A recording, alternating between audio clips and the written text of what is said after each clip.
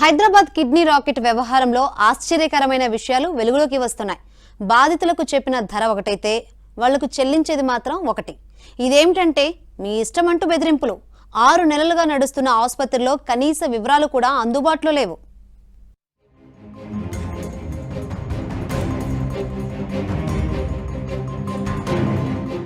హైదరాబాద్ లోని సరూర్ నగర్ అలకనంద ఆసుపత్రిలో వెలుగు చూసిన కిడ్నీ రాకెట్ వెనుక ఉన్న వైద్యుల ముఠా ఎవరనేది ప్రస్తుతం చర్చనీయాంశంగా మారింది. జీవన్దాన్ కింద దాతల నుంచి సేకరించిన అవయవాలు లేదంటే రక్త సంబంధీకుల నుంచి సేకరించి మార్పిడి చేస్తున్నారు. కిడ్నీ రాకెట్ లో డబ్బుల కోసం ఇలా కొందరు వైద్యులే అడ్డదారులు తొక్కుతున్నారు. హైదరాబాద్ లోని ఆసుపత్రులకు చెందిన వైద్యులు ఈ ముఠా వెనుక ఉన్నారా లేదంటే ఇతర ప్రాంతాల నుంచి తీసుకొచ్చి శస్త్రచికిత్సలు చేయిస్తున్నారా అనే కోణంలోనూ అధికారులు విచారణ చేస్తున్నారు. ఈ ఘటనపై ఇప్పటికే 4 సభ్యులతో కూడిన విచారణ కమిటీని ప్రభుత్వం నియమించింది.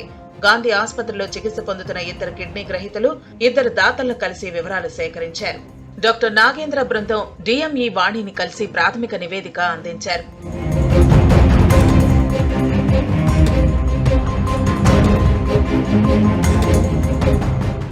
రిపోర్ట్లో విస్తుపోయే విషయాలు వెలుగులోకి వచ్చాయి. కిడ్నీ మార్పిడి చేసే వైద్య బృందంలో ఒకరు ఎల్బీ నగర్ కి చెందిన పవన్ అనే డాక్టర్ కాగా మిగతా డాక్టర్లు ఢిల్లీ నుంచి వచ్చినట్లు కమిటీ సభ్యులు ప్రాథమిక నివేదిక అందించారు. Very low socio economic families with husbands లేరు, వాళ్ళకి they were living alone and చాలా అప్పులు ఉన్నాయి.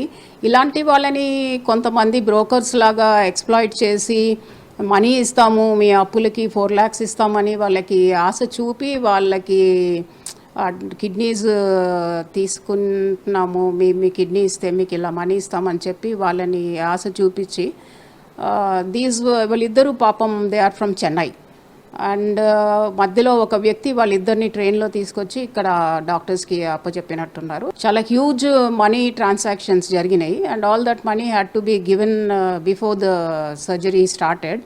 వీళ్ళకి డోనర్స్కి ఏమో 4 lakhs అండ్ డోనర్స్ని తీసుకొచ్చిన ఒక బ్రోకర్కి 50,000 అని మాట్లాడుకున్నారు. ఆ డోనర్స్ ఇంతవరకు మనీ కూడా రిసీవ్ చేసుకోలేదు. వాళ్ళు తమిళియన్స్, వాళ్ళకి అసలు మన భాష కూడా అర్థం కావటం లేదు, ఇన్నోసెంట్గా ఉన్నారు చాలా.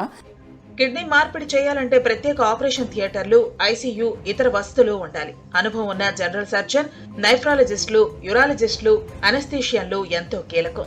వారి ఆధ్వర్యంలోనే మార్పిడి సర్జరీలు జరుగుతూ ఉంటాయి. అలకనంద ఆసుపత్రిలో ఇలాంటి సౌకర్యాలు అందుబాటులో లేనట్లు అధికారులు గుర్తించారు. కిడ్నీ మార్పిడి జరిగిన తర్వాత కొన్ని రోజుల పాటు ఐసీయూలో దాతలను, గ్రహీతలను ఉంచుతారు. ఈ ఆసుపత్రిలో అసలు ఐసీయూనే లేదని తేలింది. దీంతో ఏదైనా పెద్ద ఆసుపత్రిలో ఆపరేషన్లు చేసి ఇక్కడికి తీసుకొస్తున్నారా అనే కోణంలో విచారిస్తున్నారు. 6 నెలల క్రితం అనుమతులు తీసుకున్న అలకనంద ఆసుపత్రిలో అసలు రోగుల రిజిస్టర్లే నిర్వహించడం లేదు. డాక్టర్లు ఎవరు, ఎక్కడి నుంచి వస్తున్నారో వివరాలేవీ లేకుండా జాగ్రత్తలు తీసుకున్నారు. ఈ వ్యవహారంపై తెలంగాణ మెడికల్ కౌన్సిల్ సుమోటోగా విచారణ చేస్తోంది. అలకనంద ఆసుపత్రి వైద్యులపై council chairman doctor Mahesh Kumar ఆగ్రహం వ్యక్తం చేశారు. ఈ కుంభకోణంలో ప్రమేయం ఉన్న వైద్యులపై ఎథికల్ మాల్ ప్రాక్టీసెస్ కమిటీ ఆధ్వర్యంలో విచారణ జరిపి చర్యలు తీసుకుంటామన్నారు. అవసరమైతే కౌన్సిల్ రిజిస్టర్ నుంచి శాశ్వతంగా తొలగిస్తామని హెచ్చరించారు. అలకనంద హాస్పిటల్లో జరిగిన కిడ్నీ రాకెట్ వ్యవహారంపై కోటి డిఎంఓ ఆఫీసును ముట్టడించారు ఏఐవైఎఫ్ కార్యకర్తలు. ఈ ఘటనలో పాల్గొన్న డాక్టర్లపై కఠిన చర్యలు తీసుకోవాలని డిమాండ్ చేశారు.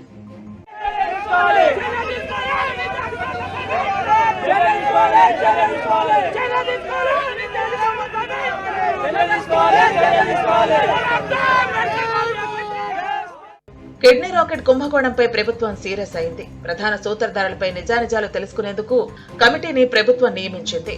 ఆసుపత్రిని సీజ్ చేసిన ప్రభుత్వం బాధితులకు మెరుగైన వైద్యం అందించాలని ఆదేశించింది. శాశ్వతంగా ఆసుపత్రి మూసివేసే విధంగా చర్యలు తీసుకునే దిశగా ప్రభుత్వం చర్యలు తీసుకుంటోంది.